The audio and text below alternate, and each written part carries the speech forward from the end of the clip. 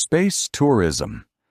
Japan's Shimizu Corporation is making plans for the day that there are regular flights into space, not by astronauts, but by tourists and sightseers. Shimizu's Space Project Office prepared the plan for a $28 billion space hotel with the technical guidance of Bell and Trotti of the United States. It is not the first proposal of its kind. Since the first days of space exploration, people have speculated about the possibility of cosmic pleasure trips. In 1967, the founder of the Hilton hotel chain, Barron Hilton, told the American Astronautical Society that he hoped to see the first orbital Hilton in his lifetime.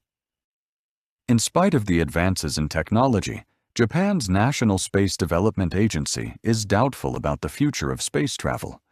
Shimizu, however, is optimistic and is even planning to put a new generation of spaceplanes into operation around the year 2010 to start commercial space travel and tourism. Spaceplanes will replace the current generation of spacecraft.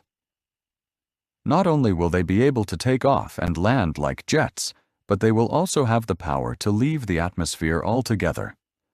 The United States, France, Britain, Germany, Japan, and the Soviet Union are all planning hypersonic spaceplanes.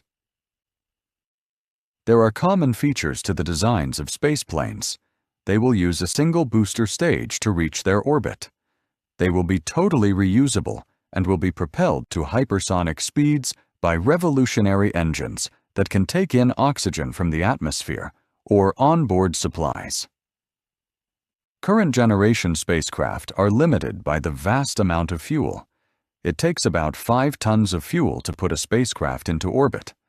But by using a rocket motor that can take in oxygen from the atmosphere, the burden of liquid oxygen can be cut down to the amount that is required when the air becomes too rare. A cost-effective and safe aerospace plane will mark a major turning point for the space industry and the birth of space tourism. Then the first destination for the rich, the fashionable, and the adventurous will be the Space Hotel, a space station in low Earth orbit.